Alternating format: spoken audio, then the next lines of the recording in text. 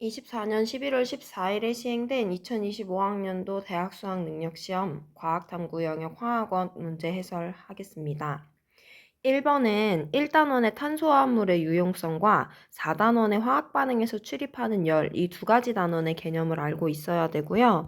탄소화합물이라는 것은 탄소를 꼭 포함해야 하는데 그뿐만 아니라 탄소가 아닌 다른 원소, 해서 두 종류 이상의 원소로 구성된 물질을 탄소화합물이라고 해요. 그 다음에 화학 반응에서 출입하는 열은 출입하는 방향에 따라 우리가 발열 반응과 흡열 반응으로 구별할 수 있어야 되는데 발열 반응은 반응이 진행됨에 따라 열을 방출하는 반응이고요. 흡열 반응은 열을 흡수하는 반응입니다.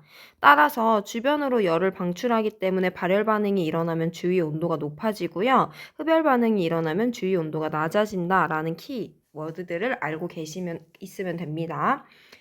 다음은 일상생활에서 사용하는 제품과 이와 관련된 성분 가와 난데요. 식초에 들어있는 아세트산이라는 성분, 캠핑용 가스에 들어있는 뷰테인이라는 성분 두 가지가 가와 나로 제시되어 있어요.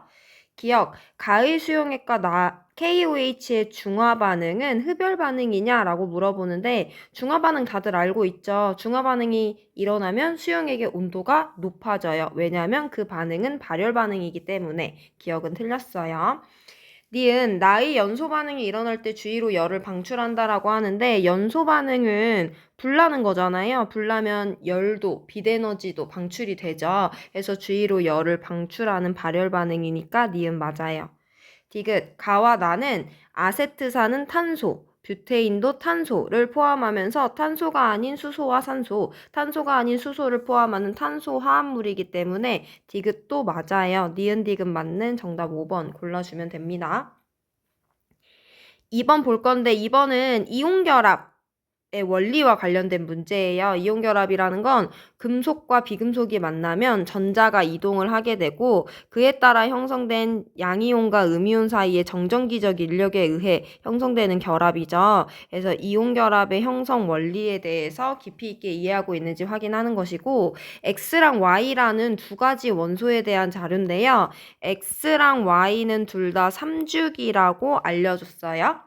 그 중에 X는 솔리드일 때 전성이 있대. 전성은 금속 결정이 갖고 있는 대표적인 특징이죠. 그래서 X는 몇 쪽인지는 모르겠지만 금속 원소다라는 것을 체크해주면 되는 거고 Y는 원자가 전자수가 7개래요. 이것은 Y가 17쪽이라는 것을 의미하니까 X 금속과 Y 3주기 17쪽 비금속 원소에 대한 내용이구나 라고 이해하면 되고 마지막 세 번째 힌트 볼 건데요. 바닥 상태 원자에서 홀전자 수가 Y가 X보다 크대. Y 방금 우리가 17쪽이라는 거 알았어요. 17쪽은 바닥 상태일 때 홀전자 수 1개죠. 그럼 X는 0개의 경우의 수일 수밖에 없기 때문에 X 원자의 바닥 상태 홀전자 수는 빵개다 라고 해석하면 되고 그럼 3주기 원소 중에 금속인데 3주기 금속은 1쪽 있고 2쪽 있고 13쪽 있어요. 얘네들의 홀전자수 체크해보면 X는 2족일 수밖에 없구나 라는 거 해석할 수 있습니다. 그럼 이렇게 생긴 X라는 금속과 Y라는 비금속이 결합하면 이온 결합을 형성할 건데 전자 이동 먼저 설명할게요. X는 전자 2개 버려야 되는 금속, Y는 전자 1개만 받아주는 비금속이기 때문에 X원자가 전자 2개를 Y원자한테 각각 하나씩 버리면 X는 2+ 하나가 형성되는 동안 Y-가 2개가 형성이 돼요. 그래서 X2+랑 Y-2개가 1대2의 개수비로 이온결합을 형성하니까 정답 3번 골라주면 됩니다. 3번도 마찬가지로 이온결합에 대한 문제인데요. 이번에는 이온결합 화합물 가나다의 특징을 설명할 수 있어야 돼요. 이온결합 화합물에 대해서 우리가 기본적으로 항상 인지하고 있어야 되는 특징은 이온결합 물질은 전기적으로 중성이기 때문에 이걸 이용해서 이온결합에서 양이온과 음이온의 결합 개수비를 설명할 수 있으면 돼요. 구체적으로 우리가 설명을 해볼 건데 가와 나와 다라는 화합물은요. 각각 칼륨 플러스 칼슘 2+, X 마이너스 Y 마이너스 O2 마이너스라는 양이온과 음이온으로 구성이 됩니다. 이때 얘네들을 구성하는 양이온은 다 누군지 실제 원소기호로 알려줬지만 음이온은 X, Y는 임의의 원소기호로 줬고 다만 실제로 어떤 물질인지 알려줬어요. 그래서 우리가 다를 먼저 해석을 해볼 건데 다는 칼슘 2+랑 O2-라는 양이온과 음이온으로 구성이 된대. 그럼 이온 결합 물질이니까 정기적으로 중성이어야 되죠. 그럼 우리 이거 이용해서 이온의 개수비를 설명해 볼 건데 2+랑 2- 이온의 전하량의 절대값이 똑같죠. 그럼 다라는 물질에서 산화이온과 칼슘 이온의 개수비가 1대1이어야지 결합 개수비를 이용해서 이 물질이 전기적 중성이라는 걸 설명할 수 있어요. 그래서 다의 화학식은 칼슘과 산소가 1대1로 결합한 CaO가 된다라고 설명해주면 되죠. 그럼 얘네들은 1대1의 결합 개수비로 결합했으니까 이 물질 1몰에는 칼슘 2 플러스 1몰, 산화이온 1몰이 포함되어 있어요. 해서 화합물 1몰에 들어있는 전체 이온의 양은 2몰이 되는 거고 화합물 1몰에 들어있는 전체 전자의 양을 한번 친절하게 설명해 드릴 건데 이 물질에는 칼슘 2 플러스랑 산화이온이 1대1의 개수비로 결합을 하고 있어요. 칼슘은 20번이고 산소는 8번이에요. 그럼 얘네들이 갖고 있는 전자의 개수를 한번 세볼 건데 칼슘 원래 원자 4주기 2족 전자 20개짜리였어요. 산소는 원래 2주기 16족이고요. 원자 8번이니까 전자 8개 갖고 있었어요. 4주기 2족과 2주기 16족이 만났기 때문에 4주기 2족이 2주기 16족한테 전자를 딱 2개 버릴 수 있죠. 전자 2개 버리고 18개 되면서 2+가 형성되는 동안 전자 2개 받아서 10개 되면서 2-가 형성이 되는 거죠. 이렇게 생긴 양이온과 이렇게 생긴 음이온으로 구성된 화합물 1몰에는 전자 18개, 10개, 28개짜리가 1몰인 거니까 총 28몰의 전자가 포함된다라고 설명해주면 됩니다. 자, 우리 그럼 방금 이렇게 자세히 봤던 내용을 토대로 해서 우리 가와 나도 해석을 해볼 건데요. 가는요, K 플러스와 X 마이너스라는 음이온, 나는요, K 플러스 양이온과 Y 마이너스라는 음이온으로 구성됩니다. 일단 얘네들도 이온 결합 화합물이기 때문에 전기적 중성이라는 조건을 꼭 만족해야 되죠. 그럼 얘 1가 양이온, 1가 음이온이니까 결합 개수비 1대1이다. 얘도 1가 양이온, 1가 음이온이니까 결합 개수비 1대1이다. 그래서 가의 화학식도 KX, 나의 화학식도 KY로서 가나다는 모두 다 양이온과 음이온이 1대1의 개수비로 결합한 물질이에요. 그럼 가라는 물질 1몰 안에는 K 플러스 1몰과 X 마이너스 1몰이 포함되어 있으니까 마찬가지로 2몰만큼의 전체 이온이 포함되어 있고요. 이제 얘네들이 갖고 있는 전자의 양을 토대로 우리 X랑 Y를 한번 알아내 볼 건데 K 플러스와 X 마이너스는 K라는 원자와 X라는 원자가 만나서 이온 결합 물질을 형성한 거죠. 칼륨은 19번이에요. 4주기 1족이고요. 전자 1개를 버려야 돼요. 자, 그럼 칼륨은요. 얘 조금만 내리고 19번이기 때문에 원래 전자를 19개 가지는데 1가 플러스가 되려면 전자 1개 버려야 되니까 칼륨 플러스는 전자 18개를 가지는 양이온입니다. 근데 이 물질 1몰에는 전체 전자가 28몰 포함되어 있어요. 그럼 물질 1몰에서 칼륨 플러스 1몰이 총 18몰의 전자를 포함하니까 X-는 10몰의 전자를 포함해줘야 돼. 그러니까 X-는 1개당 10개의 전자를 포함하는 거죠. 그럼 얘가 X-일 때 10개를 포함한다는 건 X 원자일 땐 전자가 9개밖에 없었던 거니까 9번 원자 2주기 17족이다 라는 거 해석할 수 있죠. 한 번 더 연습합니다. K 플러스랑 Y 마이너스는요, 1대1로 결합한 이온 결합 물질인데요. K 플러스는 4주기 1족이에요. 얘는 19번 원자인데, 한 개 전자 잃었으니까 얘 한 개는 전자 18개. 그럼 얘 1몰은 전자 18몰을 포함해요. 그럼 Y-가 18몰의 전자를 포함해줘야 되니까 Y-한 개는 18개의 전자를 포함하고 Y 원자는 그럼 이거보다 전자가 하나 적었던 7개의 전자를 갖고 있으니까 Y는 17번이죠. 해서 Y 원자는 3주기 17쪽 비금속이구나 라는 거 해석해 줄 수 있으면 됩니다. 우리 그래서 X가 플루오린, Y가 염소가 된다 라는 것까지 찾으면 자료 해석 마무리고요. Y 3주기 원소 맞고 기억과 니은 둘 다 똑같이 2니까 틀렸고요. 디귿은 28입니다. 기억 디귿 맞는 4번 골라주면 돼요. 4번 문제 보겠습니다. 4번은 양적 관계가 기본적으로 나와요. 물질들이 반응을 통해서 질량이랑 몰 알려줬으니까 화학 반응의 양적 관계 해석할 수 있어야 되고, 또 화학식량을 알려주고 질량과 몰의 단위를 섞어줬기 때문에 몰과 질량이라는 개념을 활용해야 돼요. 그래서 1단원에 들어있는 개념들을 모두 다 활용할 수 있어야 되고, 문제 상황 한번 읽어볼게요. 강철 용기에 A2와 B2를 넣고 반응을 완결시켰대. 반응물 중에 최소 하나라도 모두 다 없어질 때까지 반응을 보냈다는 거고요. 반응 전과 후 용기에 존재하는 물질을 나타냈습니다. 화학 반응의 양적 관계에서 기본은 화학 반응식을 이용해서 양적 관계를 우리가 설명할 수 있어야 되기 때문에 이 안에서 일어나고 있는 반응을 반응식으로 먼저 표현할 거예요. 자, 반응 전에 A2가 있었는데 반응 후에 없어요. 그럼 A2는 반응을 통해서 사라지는 반응물이다. 반응 전에 A3B가 없었는데 반응하고 났더니 A3B가 생겼어요. 그럼 A3B는 반응을 통해 생성되는 생성물이다. 반응 전에도 B가 있고 반응 후에도 B가 있기 때문에 B가 관여하는지 이 양만으로는 알 수는 없지만 분명히 A2가 누군가랑 만나야지 A3B가 생성되냐면 B를 포함하는 물질과 만나야 되죠. 그런 애가 얘밖에 없기 때문에 B도 마찬가지도 반응물이다 라고 우리 자연스럽게 설명할 수 있고, 그럼 반응에 관여하는 물질들의 화학식을 적어주고 반응물이 2가지 이상이니까 플러스로 반응의 진행 방향을 화살표로 한번 표현을 해줬어요. 그럼 제일 중요한 원자의 종류와 개수를 맞춰줘야 되는데 A 원자가 복잡하게 얽혀 있으니까 최소 공배수 6으로 먼저 맞춰줍니다. 그럼 B 원자 2개여야 되니까 개수비는 3대 2대 2에 해당하는 화학 반응식이 만들어졌어요.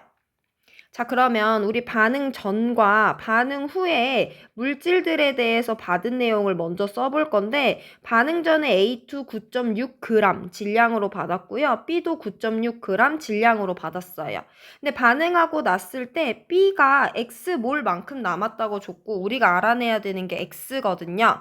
그럼 여기 단위를 질량 또는 몰 누구 하나로 통일시켜야 되는데 몰의 단위로 통일시켜 보겠습니다. 그럼 이 질량이라는 단위를 몰의 단위로 바꿔줘야 돼요. 그럼 어떤 물질의 몰수는 그 물질의 질량을 화학식량으로 나눠줘야 되는데 문제 조건에서 A와 B의 원자량을 알려줬기 때문에 우리 A2와 B의 화학식량을 한번 구해볼게요.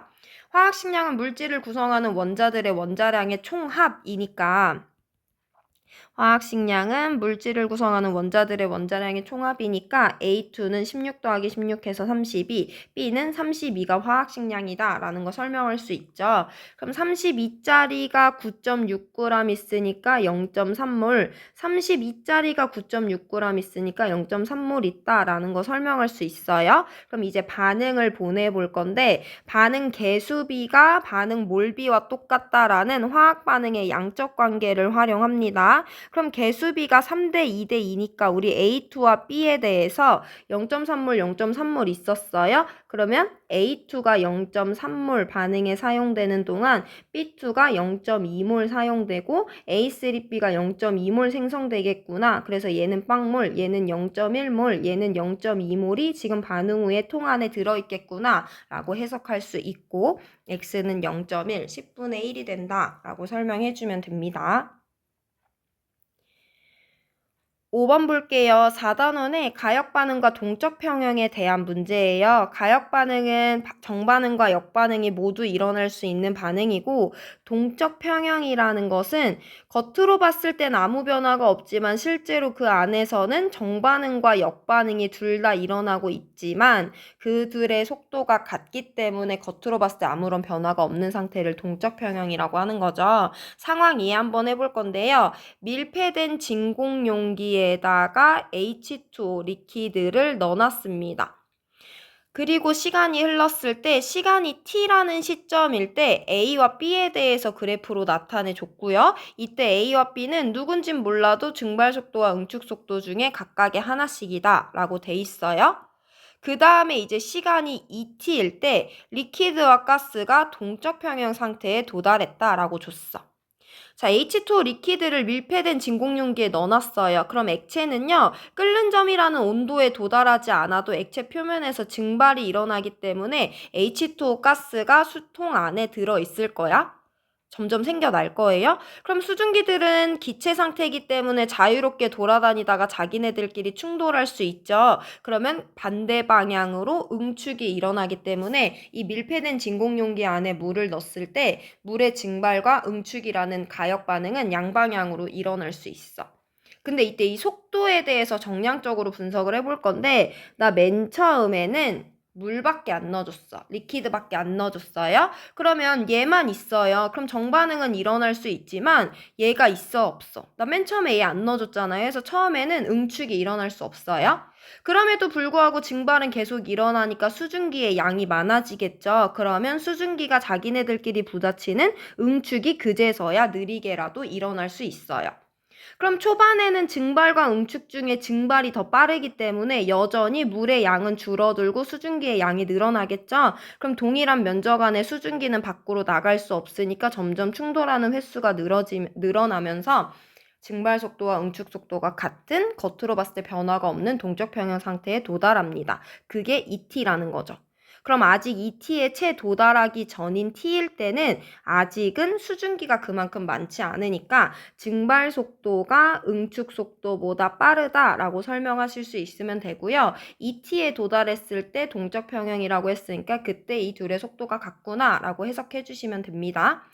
그럼 시점 T에서는 아직 증발이 더 빠르기 때문에 B가 응축 속도, A가 증발 속도에 해당하는구나 라고 해석해주면 되고 A는 H2O의 응축 속도가 맞아요. T일 때 가스가 리퀴드로 되는 반응을 우리가 응축, 역반응 속도라고 봤는데 이때 역반응 속도 제로 아니잖아요. 그러니까 반응은 당연히 일어나고 있습니다. 니은 틀렸고 A, 응축 속도분의 B, 증발 속도에 대해서 상대값을 확인해 볼 건데 이 t는 동적 평형이니까 증발과 응축이 똑같아요. 이 값이 1입니다. t는 아직은 응축보다 증발이 빠른 시점이죠. 그럼 a보다 b가 크니까 이 값은 1보다 커요. 그래서 t일 때가 더 크기 때문에 디귿 틀려서 기억만 맞는 1번 골라주면 됩니다.